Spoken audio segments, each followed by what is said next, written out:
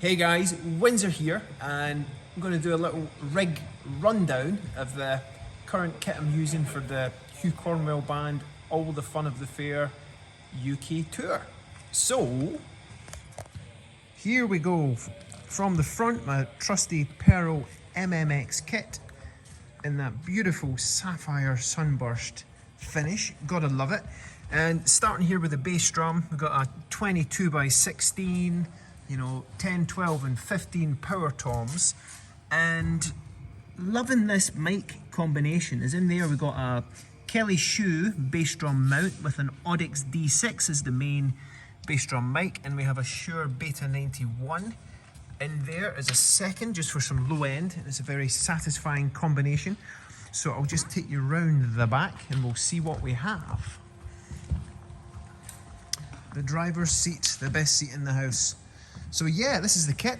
At the back here, connected to the bass drum, we have the amazing BC2 by Porter and Davies, which I'm driving with the D6 mic. It's just such, if you've not tried this, guys, it's such an amazing, game-changing piece of kit. That visceral sound, when you're at the kit and you rim shot and you feel that viscerally in your body. It's like before that, there was none of that with the kick drum, and this amazing piece of kit solves that problem. So if you've not checked out the BC2, I highly recommend it. Quick talk round about the drums themselves. It's all PRO. We've got a 14x5 maple snare drum, again 10, 12 and 15 inch power toms, tuned very open, and alto notes as well, because that's a fun thing I love to do. All Zildjian, got these beautiful 15 inch Avidas hi-hats, which I've been using for a few years now. They just sound beautiful, very much like vintage cymbals. A-Custom crashes, 15, 17 and 19, 22 inch Ride, 20 inch China.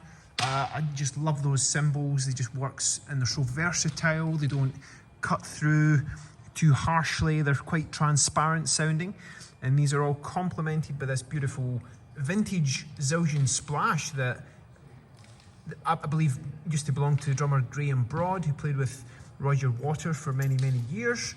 I kind of inherited it from a project I was doing, which is a beautiful thing. Yep, as you can see, Vic Firth 5A is my stick of choice. Classic DW 5000 pedal. Again, I just love the feel of that, the visceral weight of it, which complemented by the BC2 is pretty wonderful. And then yeah, we got these new for this tour. I'm back to tunerfish lug locks that just, once you got the snare sound how you want it, they just keep it in that same original note, and I'm loving these so far. You can get some glow in the dark ones as well, which these are not, but yeah, transparent, I love.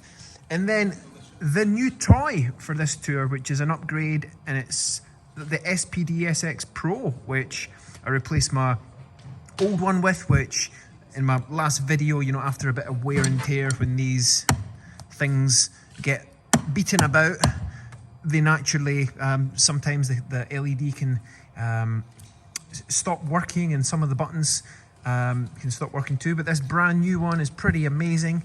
As you can see, there's LED lights there that when it's dark, such as in that corner, you can still see the pads without the need for glow-in-the-dark tape, which is pretty cool. And I have this auxiliary Roland pad connected to that to trigger off a guitar sample in the song Wrong Way Round that we're using for this tour. Excuse me, because there's so much going on, from guitar samples to whistles and guicas and all sorts of bells and whistles. And yeah, and just continuing the microphone talk through briefly. We've got an Audix i5 on the snare drum, which is like an SM57 with a bit more top end. All Audix on the toms, D2s on the racks, and a D4, which helps with some low end for the floor tom, which I've got mounted.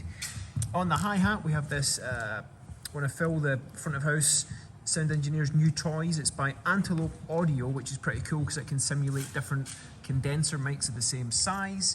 And I believe it's SEL, or let me just check, is it SEL? Yeah, SEL or SER, please excuse me, I'll find it out.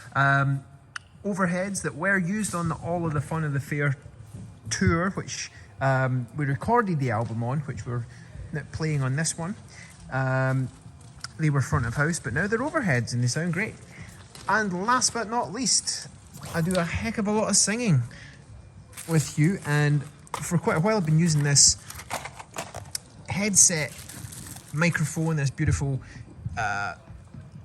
WE20. Let me just double check that. WE20 XLR microphone. Oh, the WH20 XLR dynamic microphone, with which a few tweaks can sound exactly like an SM58, which I love. And then, last but not least, vocal zones, which Hugh has been using for years as an advocate, and has kind of got myself and Pat on bass kind of hooked on them in a good way. And just rather than the regular sugar ones, being a sugar-free version in blackcurrant flavour, because that's the kind of my current preference. These work amazing.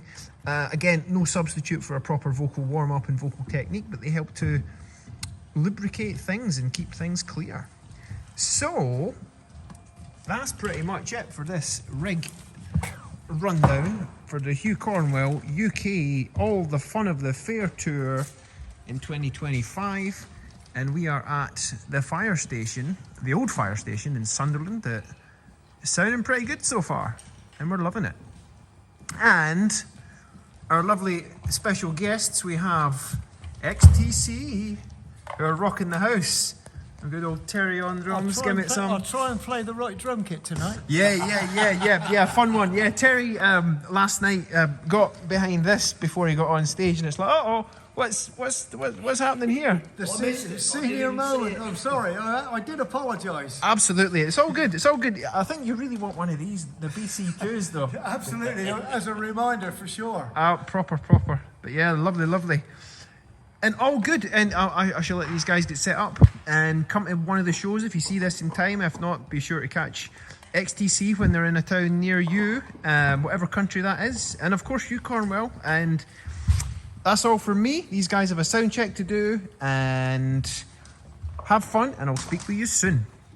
Hey guys, quick addition to the video. One thing I didn't mention in my rig rundown video that I really wanna, hence this addendum here, is these here Cympads. These obviously aren't the ones that are on my kit. If you check the video, the cymbal washers, or they're not felts, but I'm using Cympads, which about a year ago I replaced my regular cymbal felts with.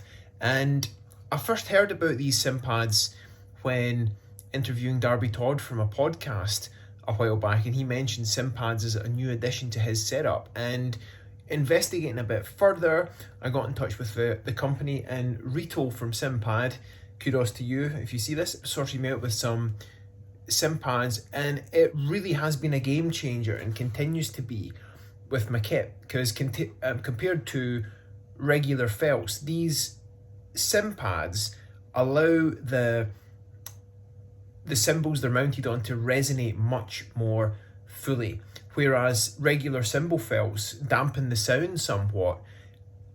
With these, they provide a less obstructed way for the cymbals to resonate, and again, they just add a bit more brightness to your regular cymbal sound, and that extra bit of cut and clarity. And this packet here are the resonators, which are designed to attenuate the volume of different cymbals. And using these ones, and the one that's missing from this packet, that now sits under my 19-inch crash, which is a much louder crash than the 15 and the 19 A custom cymbals that I use. And what that did was acoustically balance the volume of the cymbals, that if I was to hit each cymbal, before with regular felts, the 19 would be noticeably louder than the 15 and the 17, whereas with the resonator, it's now much more balanced sounding by default. So really, that was something I didn't expect to get from an upgrade to some cymbal felts. And yeah, these Cympads are pretty awesome. You can see them on that rig rundown video, and also if you've not checked them out, I highly recommend doing so. And one last little thing, I had my earplugs in my headphone case, and they are custom molded earplugs by ACS, which I've been using for many years. I was using some 17s before, and I've experimented with different levels of attenuation. The 17s were wonderful, they were very neutral. When I sat behind my kit, the kit sounded great, though when the whole band was playing, my ears were starting to ring a little bit, so I upped that attenuation and generally opt between 20 and 25 dB filters, which again, you gotta be hip because your hearing is priceless. You get one set of ears, and I highly recommend keeping them in fine working order. So there you go, some additions. I hope you've enjoyed the video. If you like it and find it useful, please subscribe and like it, and I will be back with more content and speak with you soon.